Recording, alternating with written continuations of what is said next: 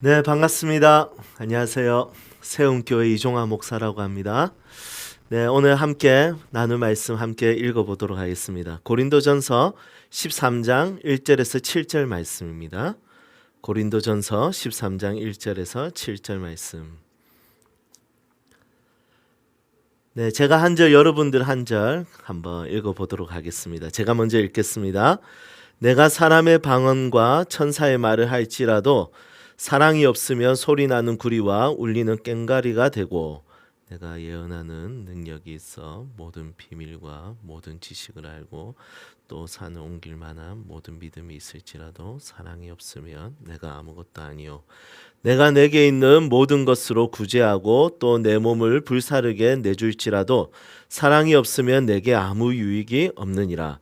사랑은 오래 참고 사랑은 온유하며 시기하지 아니하며 사랑은 자랑하지 아니하며 교만하지 아니하며 무례히 행하지 아니하며 자기의 유익을 구하지 아니하며 성내지 아니하며 악한 것을 생각하지 아니하며 불의를 기뻐하지 아니하며 진리와 함께 기뻐하고.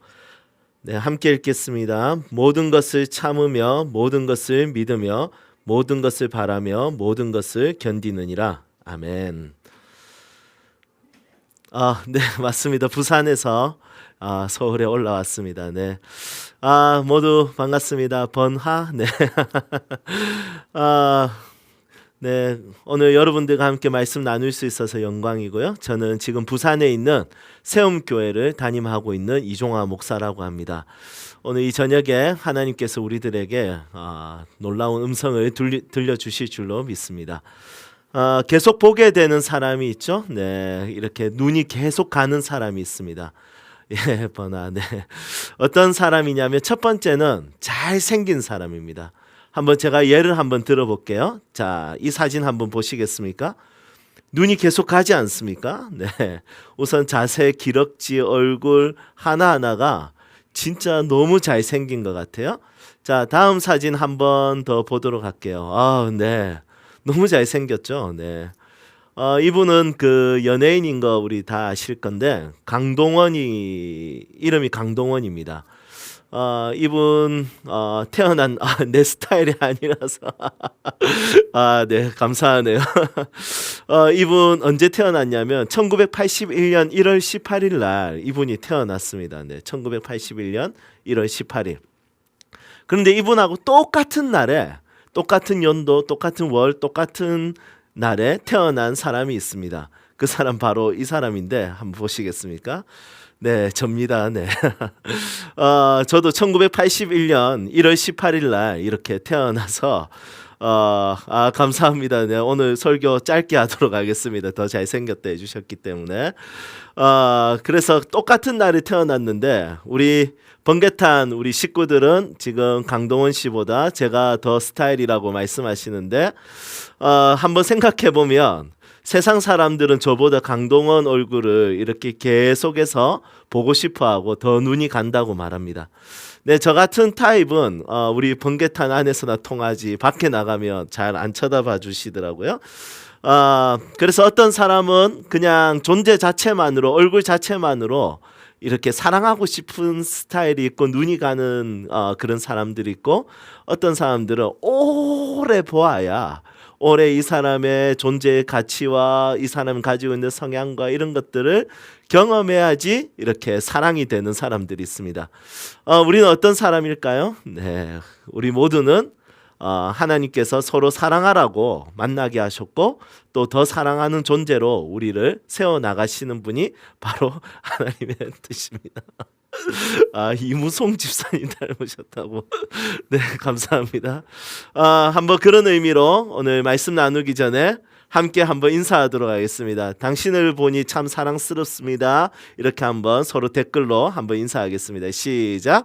예, 당신을 보니 사랑스럽습니다. 네, 감사합니다. 네. 저는 오늘 사랑에 대해서 같이 한번 나눠보려고 합니다. 사랑에 대한 설교를 하려고 하는데 기본적으로 저는 이렇게 사랑에 굉장히 서툰 사람입니다.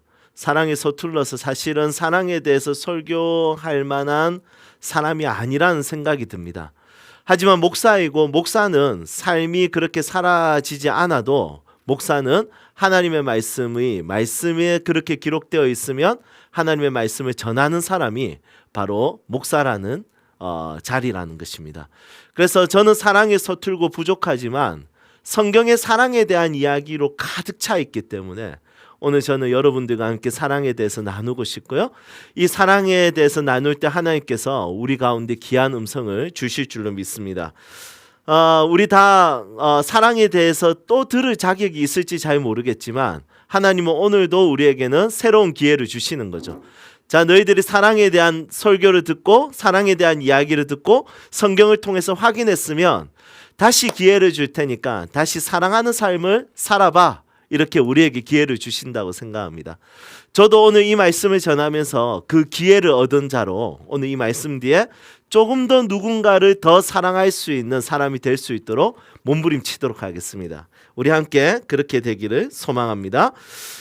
이 사랑이라는 것의 한번 원어를 한번 살펴보도록 하겠습니다. 히브리어로 루하마라는 단어를 쓰거든요. 긍휼, 사랑 이런 뜻입니다.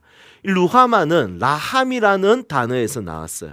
이 라함이라는 단어는 자궁 이런 뜻입니다. 그래서 이 사랑의 뜻은 뭐냐면 이 자궁과 같은 역할을 하는 거예요. 아기가 그 자궁에 있으면 그 아기가 서서히 자라는 것을 보게 됩니다.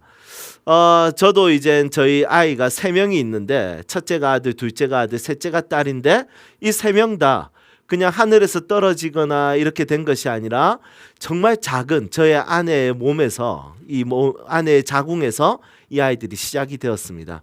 한번 사진 한번 보실까요? 네, 저와 제 아내와 그리고 오른쪽에 있는 사진은 저희 아이가 첫째 아이가 8주 됐을 때 이렇게 손과 발이 딱 있을 때 처음 만났을 때예요. 찍은 초음파 사진입니다. 저는 이제 키가 한 178이고요. 몸무게는 88kg입니다. 그런데 저희 아내는 키가 153cm고 저희 아내는 키가 153cm고 몸무게가 44kg입니다. 그러니까 딱 2배 차이가 나죠. 어떻게 보면 힘이 강한 사람을 통해서 또 몸이 크고 또 건강하고 또 키가 크고 이렇게 힘이 좋은 사람이 강한 사람 같지만 그것이 아니라 결국에는 사랑으로 생명을 품는 사람이 강하다는 것을 많이 느꼈습니다. 한번 다음 사진 한번 보실까요? 예, 저희 아내가 첫째 아이를 임신했을 때 저렇게 배가 불러왔을 때 제가 찍은 사진입니다. 저희 아내 이쁘지 않습니까? 네. 그래서 저희 아내가 아이를 임신했을 때 저렇게 배가 서서히 불러오면서 이렇게 자궁 안에서 이 아이가 자라는 것을 보게 되었습니다.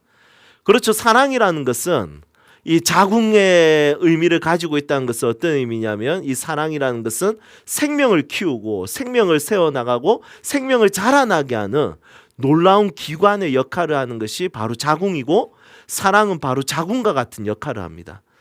그래서 우리 그리스도인들은 사람을 세우는 사람들이지 않겠습니까?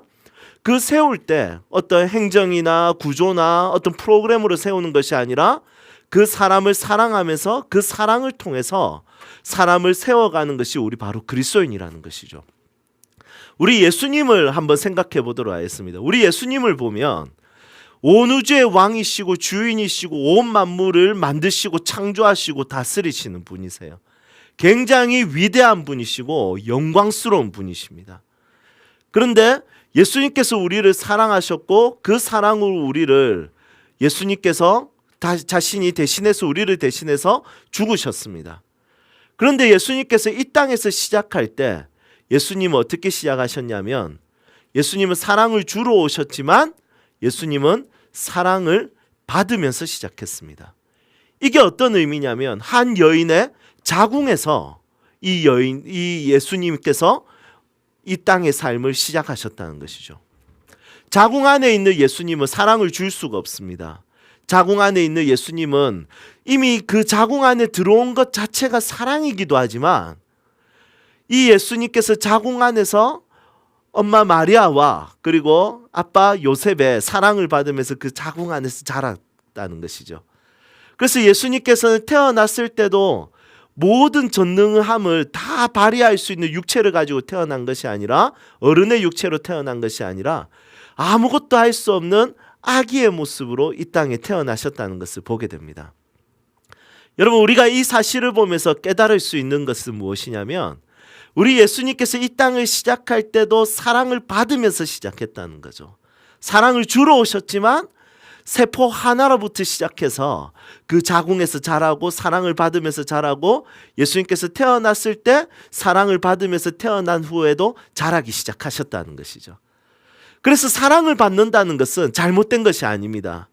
예수님이 이 땅에서 사랑을 받으면서 이 땅을 시작하셨듯이 이 땅을 살아가는 모든 자들은 사랑받을 자격이 있고요, 그 사랑을 받는 것을 통해서 누군가에게 사랑을 줄 수 있는 사람이 된다는 것이죠. 여러분, 어떻습니까? 여러분들은 지금까지 살아온 날들이 사랑을 받는 삶이었습니까? 아니면 사랑을 받지 못하고 외롭고 허무하고 소외되는 그런 삶이었습니까? 잘은 모르겠지만 우리 지금 이 번개탄에서 같이 함께 예배드리는 분들의 모든 삶의 형편과 삶의 인생의 과정들은 잘 알 수 없지만, 한 가지 확실한 것은 우리가 이 땅에 태어났을 때부터 지금까지 하나님의 사랑을 받으면서 이렇게 자랐고, 이렇게 지금 어른이 되었고 함께 예배하고 있다는 것이죠. 그래서 누구든지 사랑을 받을 자격이 있고, 또 누구든지 사랑은 누군가에게 할 자격이 있다는 것입니다. 여러분들은 사랑받기에 합당한 사람이고, 하나님께서 이 땅에 사랑받게 하기 위해서 보내신 자들이며, 하나님은 여러분들을 너무 사랑하시고, 또 여러분들은 이제 누군가를 사랑하는 존재로 살아서 누군가를 세우고 누군가를 하나님의 사람으로 만들어가고 일으키고 섬길 수 있는 그런 믿음의 사람이 될 줄로 믿습니다. 저는 오늘 이 본문 말씀을 가지고 사랑에 대해서 몇 가지 말씀들을 통해서 한번 몇 가지 원리들을 살펴보려고 합니다. 세 가지 한번 살펴볼 건데, 첫 번째는 사랑은 장점을 완성시킨다입니다. 사랑은 장점을 완성시킨다. 1절에서 3절 말씀 한번 같이 볼까요? 1절, 내가 사람의 방언과 천사의 말을 할지라도 사랑이 없으면 소리나는 구리와 울리는 꽹과리가 되고, 2절, 내가 예언하는 능력이 있어 모든 비밀과 모든 지식을 알고 또 산을 옮길 만한 모든 믿음이 있을지라도 사랑이 없으면 내가 아무것도 아니요. 3절, 내가 내게 있는 모든 것으로 구제하고 또 내 몸을 불사르게 내줄지라도 사랑이 없으면 내게 아무 유익이 없느니라. 아멘. 오늘 이 말씀에 보니까 사랑에 대한 이야기를 하는데, 이 사랑 바로 앞에 좋은 것 세 가지를 이야기합니다. 첫 번째는 방언이고요, 두 번째는 예언이고요, 세 번째는 구제입니다. 이 세 개 다 어떤 영적인 부분에 있어서 굉장히 소중한 하나님이 우리에게 주신 선물이고 은사일 수 있습니다. 방언도 여러 가지 이야기들이 있고 예언에 대한 여러 가지 이야기들도 있지만, 이 바울은 이 방언과 예언에 대해서 그렇게 낮게 평가하지 않고 이 두 가지에 대해서도 그거 받으면 유익하다, 이런 이야기들을 합니다. 그리고 세 번째, 구제라는 것은 말할 것도 없이 너무 좋은 것이죠. 가난하고 소외된 자들을 그들을 섬기고 그들에게 나눠준다는 것은 너무 중요한 것입니다. 그래서 방언, 예언, 구제, 고린도 교회가 가지고 있는 탁월한 능력이었고 탁월한 장점이었습니다. 그런데 문제는 뭐냐면, 이 좋은 장점 세 가지가 훼손되게 하는 것이 있다는 것입니다. 그게 뭐냐면, 사랑이 없으면 이 좋은 세 가지가 훼손되는 것이죠. 아무리 좋은 것도 사랑이 없으면 훼손됩니다. 아무리 귀한 것도 사랑이 없으면 그것은 그 장점을 완전하게 발휘할 수 없습니다. 장점이라는 것은 사랑을 통해서 발휘가 되고 더 완성이 되는 것이죠. 저는 설교자입니다. 설교자는 이 말을 가지고 하나님의 말씀을 전하는 사람이죠. 그런데 저는 기본적으로 말을 잘할 자신이 없습니다. 지금 카메라가 지금 5대가 저를 보고 있는데 너무 떨리고, 그리고 여기서는 화면에 지금 제 얼굴이 나오는 게 너무 부담스럽습니다. 네, 진짜 항상 이 방송이라는 것은 너무 진짜 진땀이 나는 그런 부분들이 있습니다. 지금 코로나19라서 저희 교회에서도 제 설교를 이렇게 유튜브에 올리는데 제발 안 올리면 좋겠다 이런 생각들을 굉장히 많이 하게 됩니다.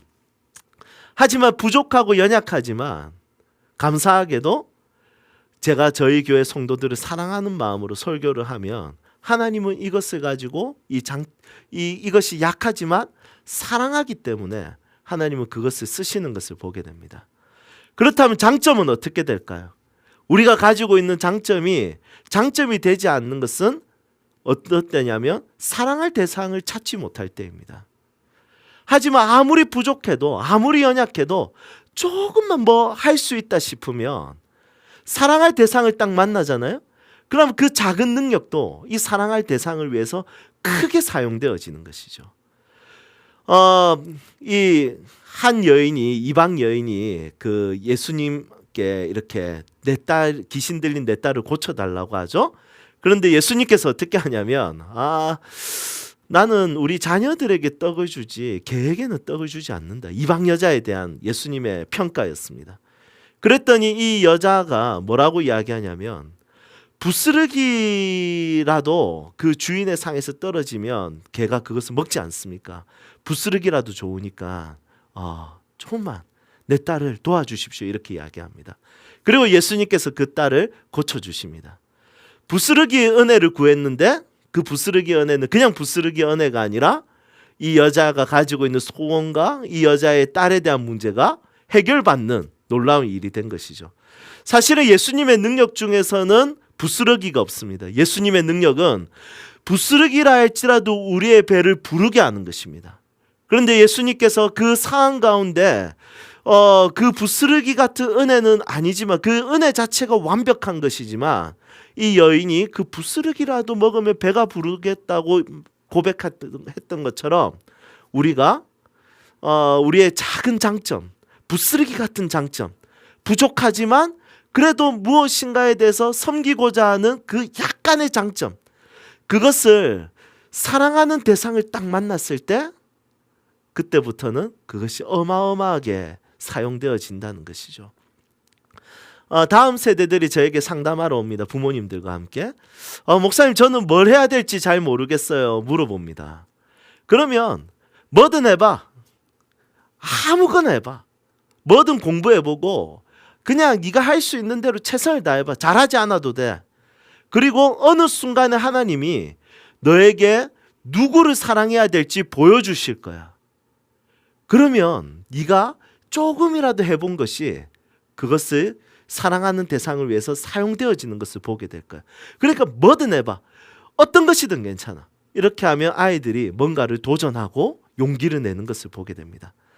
마찬가지입니다. 우리의 장점을 완성시키는 것 바로 사랑입니다. 여러분들 각자에게 주어진 하나님이 주신 부스러기 같은 재능들이 있을 겁니다. 달란트들이 있을 겁니다. 여러분 하나님 앞에서 버릴 것은 하나도 없습니다. 그 부스러기 같은 그 재능을 사랑해야 될 대상을 보여주실 때 그것을 한번 사용해 보십시오. 그러면 반드시 하나님께서 그것을 통해서 누군가의 배를 부르게 할 것입니다. 자, 두 번째 우리 같이 한번 살펴보겠습니다. 사랑에 대한 원리 두 번째 한번 따라할까요? 사랑은 현실적입니다. 사랑은 현실적이다. 여기에 대해서 함께 살펴보겠습니다. 사랑에 대해서 4절에서 7절까지 사랑에 대한 설명을 하거든요. 그런데 우리 4절 말씀만 한번 같이 보도록 하겠습니다. 4절 사랑은 오래 참고 사랑은 온유하며 시기하지 아니하며 사랑은 자랑하지 아니하며 교만하지 아니하며 사랑에 대해서 이렇게 설명을 하고 있는 말씀입니다. 우리 청년들이 생각하는 사랑과 좀 다르죠. 아마 혼인 전에 청년들이 가지고 있는 사랑에 대한 관점과 혼인 후에 가지고 있는 사랑에 대한 관점은 반드시 다를 것입니다. 혼인 전의 사랑에 대한 설명을 한다면 사랑은 기분이 좋은 것이며 솜사탕과 같은 것이며 사랑은 너무 진짜 마음에 행복감을 주며 그날 밤에 잠을 못 이루게 하는 그런 설레는 것이다. 이렇게 설명할 것인데 이젠 결혼을 하고 아이를 낳고 육아를 하고 인생을 살아가다 보면 사랑에 대해서 누군가를 사랑한 것 자체가 사실 부담이 되고 두려움이 될 때가 있습니다. 왜냐하면 사랑이라는 것은 정말 현실적이기 때문입니다. 오늘 이 4절 말씀에서도 성경에서는 사랑은 기분 좋은 것이며 설레는 것이며 이렇게 설명하지 않고 사랑에 대해서 너무 철저하게 현실적으로 이렇게 설명하고 있는 것을 보게 됩니다. 오래 참는다, 온유하다, 시기하지 아니한다, 자랑하지 아니한다, 교만하지 않는다. 특히 이 오래 참는 거 이거 쉽지 않잖아요. 우리는 전부 다 성격이 급한 사람들이라서 사실은 오래 참는 거 굉장히 어려워하는 사람들입니다. 오래 참는 거 잘하는 사람들은 어떤 사람들일까요? 첫 번째는 아마 트러블 자체를 싫어하는 사람들일 겁니다. 제가 이무현 목사님을 존경하는 이유가 이무현 목사님은 이 트러블 자체를 굉장히 싫어하십니다. 그래서 너무 이렇게 항상 온유하고 오래 참으시며 이렇게 품어주시는 것을 보게 됩니다. 거기에 비해서 저 같은 이런 부산 사람들은 진짜 성격이 너무 급합니다. 운전할 때 우선 누군가가 깜빡이 딱 켜고 들어오려면 제 마음에 이렇게 이야기합니다. 깜빡이 켰으니까 내 뒤에 들어오나. 이렇게 생각합니다. 절대로 이렇게 신호를 기다릴 때도 택시가 바로 옆에 있어도 항상 택시보다 빠른 출발 이런 것들을 항상 되뇌이며 이렇게 신호를 기다리는 내 모습을 보게 됩니다. 그런데 이렇게 트러블을 싫어하고 이런 어떤 갈등을 싫어하는 사람들은 오래 참는 것을 어느 정도 하는 것을 보게 됩니다. 그리고 두 번째는 어떤 사람들이냐면 갑과 을의 관계에서 을은 어쩔 수 없이 이렇게 오래 참는 것을 보게 됩니다. 항상 사직서를 가슴에 품고 있다가도 이렇게 먹고 사는 문제, 갑과 을의 문제에서 자신은 항상 을이기 때문에 참아야 되는 상황들도 있다는 것이죠. 그리고 세 번째는 오늘 말씀의 답처럼 사랑하면 오래 참는 것입니다. 그래서 이 사랑이라는 것은 굉장히 현실적인 것이죠. 왜냐하면 오래 참는 게 사랑이잖아요. 저도 아내랑 연애를 10년 했는데 뭐 10년이면 그렇게 오래 한 건 아니지 않습니까? 한 10년 정도 연애하고 결혼했는데 결혼하고 나니까 전혀 다른 사람인 거예요. 내가 알았던 김지은이 아니라 진짜 전혀 다른 김지은인 것. 그런데 저희 아내도 저를 봤을 때 10년 동안 알았던 이종화가 아니라 새로운 이종화랑 사는 그런 기분이었답니다. 뭐 부부 싸움 우리 다 하지 않습니까? 예, 저도 부부 싸움 그렇게 많이 하지 않는데 한 번 하면 우리가 진짜 심각하게 싸우지 않습니까? 한번 사진 보여주시겠습니까? 한 이 정도로 그냥 막 고함 지르고 지금 당장 그냥 막 끝낼 것처럼 가정 파탄이 올 것처럼 우리가 다 싸우지 않습니까? 저도 몇 번 그런 경험들이 있는데 그런데 이렇게 싸우는 이유가 뭡니까? 어떤 대단한 주제는 아닐 것이죠. 네. 예를 들면 북한의 핵 문제 때문에 부부 싸움을 잘 하지 않습니다. 아프리카의 빈곤 문제라든지 어떤 소상공인들의 최저임금 상승으로 인해서 그들의 아픔과 고통 그리고 어떤 타인의 경제적인 문제 이런 이런 가정의 문제에 대해서 어떤 타인에 대한 문제로 싸우지 않습니다. 한국의 시급한 문제, 북한의 문제 이런 것 때문에 이렇게 우리가 싸우지는 않거든요. 전부 다 정말 사소한 것들입니다. 저희 아내랑 제가 처음 싸웠던 게 치약 뚜껑 안 닫는 것 때문에 싸웠습니다. 그리고 밖에 외출했다가 들어오면 옷을 벗지 않습니까? 그 옷을 의자 위에 올려놓고 그냥 잠자는 것 때문에 싸웠습니다. 진짜 그것 때문에 너무 힘들게 막 고함을 지르면서 싸웠던 기억들이 있습니다. 사랑은 진짜 현실적이라는 생각을 많이 하게 됩니다. 에릭 프롬이 사랑을 구성하는 것은 관심, 돌봄, 존경, 책임이라고 이야기했거든요. 그런데 이 책임과 관련된 사랑은 이제 다 버려버리고 기분 좋고 설레는 사랑만 추구하는 것이 이 땅의 모습들인 것 같습니다. 하지만 사랑이라는 것은 굉장히 현실적입니다. 오래 참는 것이 사랑입니다. 그래서 제가 결혼에 대해서 기도할 때 하나님 저는 누구랑 결혼을 할까요? 하나님, 저는 이 자매랑 결혼하는 것이 맞을까요? 고민했을 때 이 4절 말씀을 받았었거든요. 사랑은 오래 참고, 내가 보고 기분 좋아지는 사람이 아니라 내가 보고 함께 지낼 때 오래 참아지는 사람과 결혼을 해야 되겠구나. 이 말씀을 통해서 응답받고 제 아내에 대해서 다른 사람보다는 조금 더 오래 참는 마음이 생기더라고요. 물론 저희 아내가 저를 더 오래 참아줍니다. 항상 남자 잘못이 크죠. 네, 그래서 다행스럽게 저희 아내랑 결혼을 했고 이 사랑이 현실적이라는 것을 결혼 후에도 많이 느꼈던 것입니다. 여러분, 우리가 교회를 섬길 때도 그렇지 않습니까? 우리 모두가 완벽한 교회를 우리가 원할 것입니다. 사랑하고 따뜻하고 너무 좋은 교회를 우리는 항상 찾게 될 것입니다. 그래서 어떤 한 청년이 어떤 목사님에게 와서 이 완벽한 교회가 어디 있는지 물어봤습니다. 저는 너무 사랑이 넘치는 교회를 찾고 싶고 완벽한 교회를 찾고 싶습니다. 이렇게 물었어요.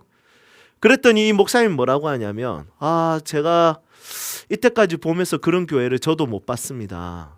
그런데 혹시 형제님이 찾다가 그런 교회를 보면 저한테 꼭 이야기해 주십시오. 제가 한번 찾아는 보겠습니다. 그런데 왜 이야기를 해드려야 되죠? 만약에 찾게 되면 형제님은 절대로 그 교회 가지 마십시오. 아니, 왜요? 제가 찾던 교회를 찾았는데 왜 제가 가면 안 됩니까? 이렇게 물었더니 이분이 뭐라고 하냐면 그 완벽한 교회에 형제님이 가면 그 완벽과 그 사랑이 깨어지기 때문입니다. 여러분, 만약에 완벽한 교회가 있다면, 완벽하게 사랑이 넘치고 완벽하게 따뜻한 교회가 있다면 우리가 그 교회 가면 그 교회의 완벽성과 사랑이 깨질 수가 있다는 것이죠. 하지만 다행스럽게도 그런 교회는 없고 하나님께서 사랑에 대해서 이야기할 때 너희가 공동체 한 곳을 섬길 때도 가장 중요한 사랑은 오래 참는 것이다. 이렇게 말씀하는 것을 보게 됩니다. 예수님도 마찬가지입니다. 사랑이 넘쳤던 제자들을 부르지 않았습니다. 베드로와 요한을 불렀을 때 베드로와 요한은 서로 라이벌 관계였습니다. 그런데 이 라이벌이라는 영어 자체가 리버라는 단어에서 나왔는데 강이라는 단어에서 나왔어요. 이 강이라는 이 리버가 왜 여기서 나왔냐면 여러 부족들이 한 강을 이렇게 사용하고 그 강의 물을 이용했던 부족들이 있었는데 이 부족들이 그 강의 물을 마시다가 더 차지하고 싶으니까 다른 부족들을 정복하고 죽이고 학살하는 이런 것을 통해서 원수 관계가 되는 이런 것들이 나타나면서 이 리버가 라이벌이 된 거예요. 그래서 예수님도 베드로와 요한을 부르셨는데 이 둘의 관계가 라이벌처럼 그런 구도가 형성이 되는 것입니다. 더 기가 막힌 두 제자가 있습니다. 어떤 관계냐면 이 두 제자는 절대로 한 공동체에 있으면 안 되는 그런 제자들입니다. 예를 들어 볼게요. 한번 사진 한번 보겠습니다. 네, 이 사진 보면 우리가 잘 아는 우리나라 사람입니다. 네, 한 분은 너무 우리가 존경하는 독립운동가 김구 선생님이십니다. 그리고 한 사람은 나쁜 사람입니다. 네, 이완용 을사오적 중에 한 사람이죠. 나라를 팔아넘기는 그런 사람이었습니다. 여러분, 이 둘이가 한 교회에 한 공동체에 다닌다면 여러분 골치 아프지 않겠습니까? 김구 선생님은 이완용이라는 이 나쁜 사람을, 나라를 팔아먹으려는 이 사람을 항상 적대적으로 그리고 암살을 계획하고 그리고 나라를 독립시키기 위해서 수많은 노력을 할 것입니다. 그런데 이 나쁜 사람, 이 이완용, 이 사람은 항상 권력에 붙어가지고 김구 선생이 함부로 들이내미지 못하도록 끝까지 권력의 노예로 살게 될 것입니다. 그런데 보면 예수님의 제자도 약간 이런 구도의 제자들이 있었습니다. 누구냐면 두 사람. 첫 번째는 마태고요. 두 번째는 시몬입니다. 마태는 누구냐면 로마의 앞잡이로 세금을 걷었던 세리였습니다. 이스라엘 사람들에게 로마가 직접 세금을 걷지 않고 이스라엘 사람 한 사람을 세워가지고 세금을 걷게 했는데 그 사람이 바로 누구였냐면 마태였습니다. 그럼 반대로 누가 있었냐면 열심당원 시몬이 있었습니다. 이 열심당원은 누구냐면 이 로마에 맞서가지고 독립운동, 권력에서부터 해방, 그리고 폭력적으로 그 독립을 꿈꿨던 그런 사람이 바로 열심당원이었습니다. 그래서 사실 네 가지 파가 있었거든요. 바리새파, 사두개파, 에세네파, 그리고 이런 열심당, 이런 파들이 있었는데 그 중에 시몬은 이 독립운동을 하는 그런 열심당원이었던 것이죠. 그러면 독립운동가, 그리고 로마 앞잡이 마태, 시몬, 이 두 사람을 예수님께서 자신의 제자로 부르셨다는 것입니다. 여러분 얼마나 골치 아프겠습니까? 아마 이 둘의 성향상 정말 위험한 상황들이 여러 번 있었을 것입니다. 성경에는 많은 곳에 다루고 있지 않지만 이 열심당원 시몬이라고 표현을 하면서 또 마태, 세리 마태라고 표현하는 것들을 보면서 아마 이 둘에 대한 여러 가지 부딪힘과 어려움들이 있었을 것이라고 볼 수 있습니다. 그러니까 예수님은 베드로와 요한, 이 시몬과 마태 이런 사람들을 봤을 때 충분히 사랑할 대상들을 예수님께서 그들을 부르시지 않았고 서로가 사랑할 수 없는 자들을 부르셨고 요한복음에서 뭐라고 하시냐면 너희는 서로 사랑하라 이렇게 말씀하십니다. 이 요한복음은 다른 복음서와 다르게 원수를 사랑하라, 오른뺨을 때리면 왼뺨을 돌려대라 이런 위대한 사랑을 요구하지 않습니다. 이 요한복음은 정말 초보적인 사랑, 그게 뭐냐면 너희들 내 제자잖아. 그러면 너희들 서로 사랑하라. 아니 예수님의 제자니까 우리가 서로 사랑하는 것이 맞죠? 그렇지, 서로 사랑하라. 여러분 이거 왜 못 지키겠나 싶습니다. 하지만 요한복음에서는 계속해서 제자들에게 그것을 강조하고 이야기하면서 예수님은 서로 사랑하라고 이야기하십니다. 왜냐하면 공동체 안에서 매일 보는 그 사람들을 서로 사랑하는 것이 쉽지 않다는 것을, 이 사랑은 현실적이라는 것을 보여주고 있기 때문입니다. 여러분 사랑은 원래 어려운 것입니다. 우리가 함께 한 공동체로 사는 것, 한 가정을 이루고 직장 속에서 살아가는 거 원래 쉽지 않습니다. 그때마다 기억하십시오. 사랑은 오래 참고 온유하며, 원래 사랑은 끝까지 오래 참는 것이며 온유하다. 이것은 영어 성경에 보면 친절하다는 뜻입니다. 끝까지 친절하는 것. 그래서 사랑은 현실적이다 이렇게 볼 수 있습니다. 자, 마지막으로 우리 세 번째는 사랑은 삶이 되어야 된다. 여기에 대해서 나눌 건데 시간이 다 되어서 마무리해야 될 것 같아요. 우리 7절 말씀 한번 읽어보고 제가 마무리하도록 하겠습니다. 모든 것을 참으며 모든 것을 믿으며 모든 것을 바라며 모든 것을 견디느니라. 사랑에 대해서 이야기할 때 모든 것이라는 말을 반복하면서 쓰는 것을 보게 됩니다. 모든 것이라는 것은 무엇이겠습니까? 그러니까 교회를 뛰어넘는 것이죠. 삶의 모든 영역에 우리는 사랑이 영향을 미쳐야 되는 것입니다. 그래서 모든 것, 모든 것, 모든 것, 모든 것 이렇게 한 절에서 4번을 반복하면서 사용하는 것을 보게 됩니다. 여러분 사랑이라는 것은 그런 것입니다. 사랑이라는 것은 교회 안에서만 내가 신앙생활 할 때만 나타나는 것이 아니라 삶의 모든 영역에 나타나야 되는 것입니다. 그래서 우리 그리스도인들은 시간이 지나면 지날수록 사랑을 배우고 사랑을 하나님으로부터 받고 누군가를 사랑하는 삶을 사는 자들이 바로 우리 그리스도인이 되어야 되는 것이죠. 그래서 시간이 지나면 지날수록 우리 그리스도인들은 더 인간적이게 되고 더 휴머니스트가 되는 것입니다. 오늘 이 말씀을 듣는 여러분들의 삶에 사랑이 충만했으면 좋겠습니다. 네, 이제 말씀을 정리하겠습니다. 이 이야기로 오늘 말씀을 정리하고 싶은데 제가 이제 교회를 개척한 지 이제 7년 차인데 저희 교회 이제 개척을 하고 처음으로 제가 장례를 집례한 장례가 있습니다. 처음으로 집례한 장례가 어떤 장례냐면 태어난 지 13개월 된 아이의 장례식이었습니다. 너무 힘들었습니다. 태어난 지 13개월 된 아이를 첫 장례로 이렇게 집례를 하게 되었는데 너무 마음이 어려웠습니다. 그 아이가 중환자실에 있을 때 그 부모들을 어떻게 위로해야 될지 모르겠더라고요. 제가 할 수 있는 것은 매일 중환자실 앞에서 그 아이의 소식을 기다리고 있는 부모 옆에 있어주는 것이었습니다. 한 14일 정도를 매일 그 중환자실 앞에 같이 편의점에서 필요한 거 또 뭐 먹을 거 갖다 주면서 14일 동안 함께 있었습니다. 그리고 14일쯤 됐을 때 아이가 가능성이 없다는 이야기를 듣고 부모들과 상담을 하면서 아이의 장기를 기증하기로 이렇게 결심을 했었습니다. 그 장기가 두 개였는데 하나는 심장이었고 하나는 신장이었습니다. 그래서 이 부부가 저에게 이렇게 이야기했습니다.